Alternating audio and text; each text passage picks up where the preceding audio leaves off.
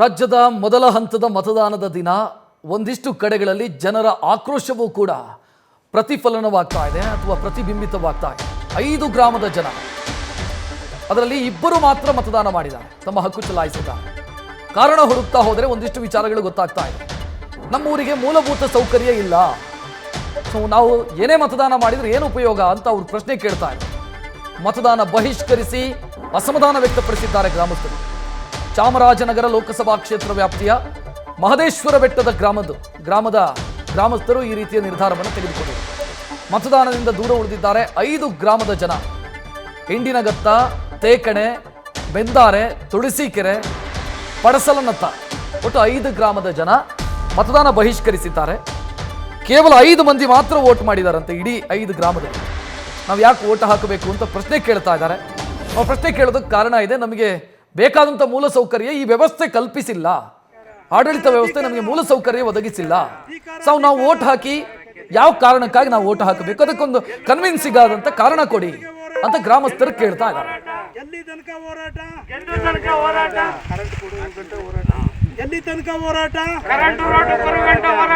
ಎಲ್ಲಿ ತನಕ ಹೋರಾಟ? ಅಧಿಕಾರ ಅಧಿಕಾರ. ನಾವು ತುಳಸಿಕೆರೆ ಗ್ರಾಮಸ್ಥರು, ಮಾಜಿ ಬ್ರಿಟಿಷರ್ ಕಾಲದಿಂದ ಕೂಡ ನಾವು ವಾಸ ಮಾಡಿಕೊಂಡಿದ್ದು ಕೂಡ ಇದುವರೆಗೂ ನಮಗೆ ಮೂಲಭೂತ ಸೌಕರ್ಯ ಯಾವುದೂ ಇಲ್ಲ. ಅನೇಕ ಎಲೆಕ್ಷನ್ ಬಂದಿದೆ, ನಾವು ಹಾಕ್ಲಿಲ್ಲ ಅಂದ್ರೆ ನಾಳೆ ನೀವು ಪ್ರಶ್ನೆ ಮಾಡೋ ಹಕ್ಕು ಕಳ್ಕೊಂತೀರಾ. ಆ ಪ್ರಶ್ನೆ ಮಾಡೋ ಹಕ್ಕು ನಿಮ್ಮಲ್ಲಿ ಉಳ್ಕೋಬೇಕು. ಏನಾದ್ರೂ ನಾಳೆ ದಿವಸ ತೊಂದರೆ ಆದ್ರೆ ನೀವ್ ಯಾರಾದ್ರೂ ಕೇಳಬೇಕು ಅಂತಂದ್ರೆ ಇವತ್ತು ಬಂದ್ಬಿಟ್ಟು ನೀವು ನಿಮ್ ಜವಾಬ್ದಾರಿಯಿಂದ ಮತನ ಹಾಕ್ಬೇಕು. ಸೊ ದಯವಿಟ್ಟು ಎಲ್ಲ ಮಾಧ್ಯಮದಿಂದ ನಾನ್ ಕೇಳ್ಕೊಳ್ಳೋದಿಷ್ಟೇ, ಬನ್ನಿ ಮತ ಚಲಾಯಿಸಿ. ನಿಮ್ಗೆ ಯಾರು ಸರಿ ಅನ್ಸ್ತಾರೆ ಅವ್ರಿಗೆ ಮತ ಹಾಕಿ.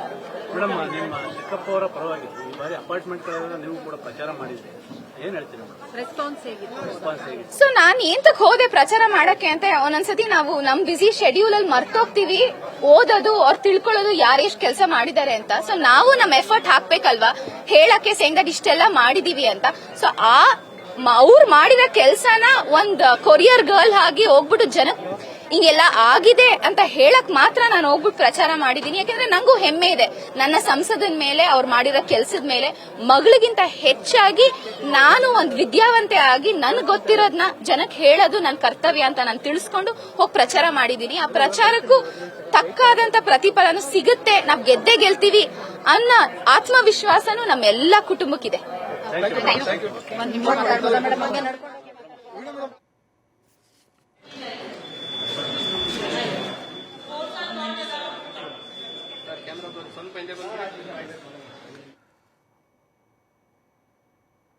ಒಂದೊಂದು ಕ್ಷೇತ್ರದಲ್ಲಿ ಎಷ್ಟೆಷ್ಟು ಪರ್ಸೆಂಟೇಜ್ ವೋಟಿಂಗ್ ಆಗಿದೆ ಅನ್ನೋದನ್ನು ನೀವೀಗ ಗಮನಿಸ್ತಾ ಇದ್ದೀರಿ.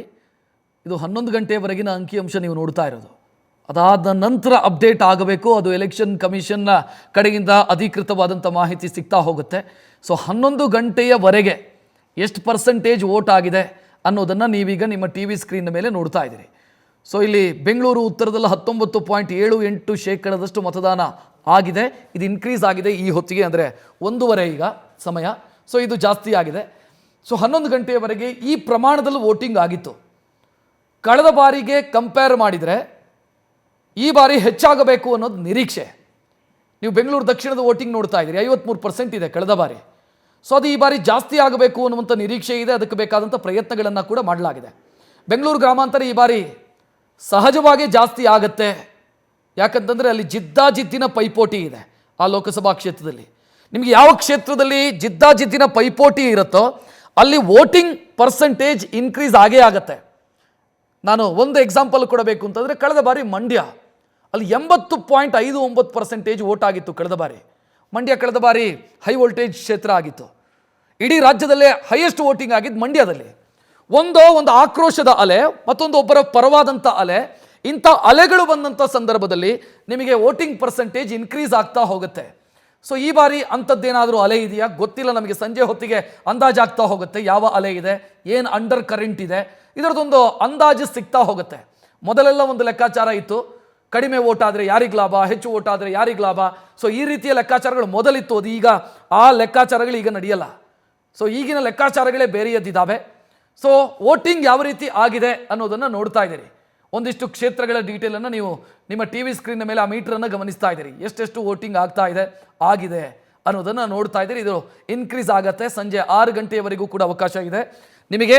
ಸಂಜೆ 6 ಗಂಟೆಯವರೆಗೂ ಕೂಡ ನಿಮಗೆ ಹಕ್ಕು ಚಲಾಯಿಸೋದಕ್ಕೆ ಅವಕಾಶ ಇದೆ. ನಾನು ತೇಜಸ್ವಿನಿ ಅನಂತಕುಮಾರ್ ಅವರು ಮಾತನಾಡ್ತಾ ಒಂದು ಓಟಿನ ಮಹತ್ವವನ್ನು ಹೇಳ್ತಾ ಇದ್ರು. ಒಂದು ಓಟು ಕ್ಷೇತ್ರದ ಫಲಿತಾಂಶವನ್ನು ಬದಲಾಯಿಸಿ ಬಿಡುತ್ತೆ. ಕರೆಕ್ಟ್ ಅದು. ನೀವು ಒಂದು ಓಟಿನ ಮಹತ್ವ ಏನು ಅಂತ ಗೊತ್ತಾಗಬೇಕು ಅಂತಾದರೆ ಈಗ ಕೊಳ್ಳೇಗಾಲದ ಶಾಸಕರಾಗಿರುವಂಥ ಕೃಷ್ಣಮೂರ್ತಿಯವರನ್ನು ಕೇಳಬೇಕು. 2004ರಲ್ಲಿ ಕೃಷ್ಣಮೂರ್ತಿಯವರು ಒಂದು ಓಟಲ್ಲಿ ಸೋತಿದ್ದು, ಧ್ರುವನಾರಾಯಣ ಅವರು ಒಂದು ಓಟಲ್ಲಿ ಗೆದ್ದಿದ್ದು. ಸೊ ಒಂದು ಓಟಿನ ಮಹತ್ವ ಏನು ಅಂತ ಈಗಿನ ಕೊಳ್ಳೇಗಾಲದ ಶಾಸಕರನ್ನ ಕೇಳಬೇಕು. ನಮಗೆ ಗೊತ್ತಾಗುತ್ತೆ ಆ ಓಟಿನ ಮಹತ್ವ ಏನು ಅನ್ನೋದು. ಸೊ ಆ ರೀತಿ ಒಂದು ಓಟಿನಿಂದ ಫಲಿತಾಂಶ ಅದಲು ಬದಲಾದಂಥ ಉದಾಹರಣೆಗಳಿದ್ದಾವೆ. ಒಂದು ಓಟಿನಿಂದ ಫಲಿತಾಂಶ ಏನೇನೋ ಆಗಿ ಯಾರ್ಯಾರೋ ಆಯ್ಕೆಯಾದಂಥ ಉದಾಹರಣೆಗಳಿದ್ದಾವೆ. ಸೊ ಆ ಕಾರಣಕ್ಕಾಗಿ ಯೋಚಿಸಿ ಚಿಂತಿಸಿ ಓಟ್ ಮಾಡಬೇಕಾಗಿರೋದು ನಿಮ್ಮ ಜವಾಬ್ದಾರಿ. ನಾನು ಆಗಲೇ ಹೇಳ್ತಾ ಇದ್ದೆ, ಹೌದು ಪ್ರಶ್ನೆಗಳು 108 ಇದ್ದಾವೆ, ಓಟ್ ಯಾಕೆ ಹಾಕಬೇಕು? ಕರೆಕ್ಟು. ನಾನು ಕಣದಲ್ಲಿ ನೋಡ್ತಾ ಇದ್ದೀನಿ, ಭಾಳ ಜನ ಪ್ರಶ್ನೆ ಕೇಳ್ತಾರೆ. ಭಾಳ ಜನ ಕಳ್ಳರಿದ್ದಾರೆ, ಸುಳ್ಳಿದ್ದಾರೆ, ಭ್ರಷ್ಟಾಚಾರಿಗಳಿದ್ದಾರೆ, ಚಾರಿತ್ರ್ಯಹೀನರಿದ್ದಾರೆ. ಇಂಥವ್ರಿಗೆ ಯಾಕೆ ಓಟ್ ಹಾಕಬೇಕು? ಇದರ ಮಧ್ಯೆ ಒಳ್ಳೆಯವರು ಇದ್ದಾರೆ. ಸೊ ಅದನ್ನು ಹುಡುಕಬೇಕು. ಒಂದು ವೇಳೆ ನಿಮ್ಮ ಕ್ಷೇತ್ರದಲ್ಲಿ ಒಳ್ಳೆಯವರೇ ಇಲ್ಲ ಅಂತ ಅನ್ಕೊಳ್ಳಿ, ನೋಟಾ ಅಂತ ಒಂದು ಆಪ್ಷನ್ ಇದೆ. ಆ ನೋಟಾ ಅನ್ನುವಂಥ ಆಪ್ಷನನ್ನು ಬಳಸೋದಕ್ಕೂ ಕೂಡ ಅವಕಾಶ ಇದೆ. ಒಟ್ಟಿನಲ್ಲಿ ಹಕ್ಕು ಚಲಾಯಿಸಿ ಅಂತ ನಾವು ಹೇಳೋದಕ್ಕೆ ಅದೇ ಕಾರಣ. ಹಕ್ಕು ಚಲಾಯಿಸಿ, ನಿಮ್ಮ ಮತ, ನಿಮ್ಮ ವೋಟ್ ಕ್ಯಾಸ್ಟ್ ಆಗಲಿ ಅಲ್ಲಿ. ಸೊ ಆ ಮೂಲಕ ವೋಟಿಂಗ್ ಪರ್ಸೆಂಟೇಜ್ ಇನ್ಕ್ರೀಸ್ ಆಗಿ ಜನ ಜಾಗೃತರಾಗಿದ್ದಾರೆ ಅನ್ನುವಂಥ ಸಂದೇಶ ಬರಲಿ ಅನ್ನೋದು. ನನಗೆ ಸ್ಪರ್ಧೆ ಮಾಡಿದ ಮೇಲೆ ಇದು ನನ್ನ 4ನೇ ಚುನಾವಣೆ. ಜನ ಒಂದಷ್ಟು ಹೆಚ್ಚಿನ ವಿಶ್ವಾಸವನ್ನು ನನ್ನ ಮೇಲೆ, ನನ್ನ ಕೆಲಸ ಕಾರ್ಯದ ಮೇಲೆ, ಕ್ಷೇತ್ರದ ಅಭಿವೃದ್ಧಿ ಮೇಲೆ ಬೆಂಬಲವನ್ನು ವ್ಯಕ್ತಪಡಿಸ್ತಿರೋದನ್ನ ಪ್ರಚಾರದ ಸಂದರ್ಭದಲ್ಲಿ ನೋಡಿದ್ದೆ. ನಾನು ಬೆಳಗ್ಗೆಯಿಂದ ಬೂತ್ಗಳಿಗೆ ಕೂಡ ಎಲ್ಲ ಕ್ಷೇತ್ರಗಳಿಗೆ ಭೇಟಿ ಕೊಟ್ಟು ರಾಜರಾಜೇಶ್ವರಿ ವಿಧಾನಸಭಾ ಕ್ಷೇತ್ರ, ಆನೇಕಲ್ ನಮ್ಮ ಬೆಂಗಳೂರು ದಕ್ಷಿಣ ವಿಧಾನಸಭಾ ಕ್ಷೇತ್ರ ಮತ್ತು ರಾಮನಗರ ವಿಧಾನಸಭಾ ಕ್ಷೇತ್ರದ ಮುಖಾಂತರ ನಾನು ಬರ್ತಾ ಇದ್ದೇನೆ.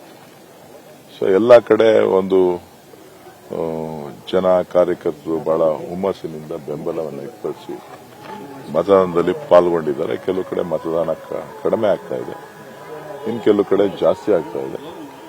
ಒಟ್ಟಾರೆ ಜನ ನನಗೆ ಸಂಪೂರ್ಣವಾದಂತಹ ಬೆಂಬಲವನ್ನು ವ್ಯಕ್ತಪಡಿಸುವಂತ ಆಶಾಭಾವನೆ ನಾನು ಕಾಣ್ತಾ ಇದ್ದೇನೆ. ಸರ್, ಈಗ ಡಾಕ್ಟರ್ ಮಂಜುನಾಥ್ ಅವರು ಆರೋಪ ಮಾಡ್ತಾರೆ, ನಿನ್ನೆ ಕೂಡ ಕೂಪನ್ ಅನ್ನು ಹಂಚಿಕೆ ಮಾಡಿದ್ದಾರೆ ಅಂತ. ಈಗ ಅವರು ನ್ಯೂಸ್ ಫಸ್ಟ್ ನಿರ್ಭೀತಿಯಿಂದ ನಿಮ್ಮ ಪರವಾಗಿ.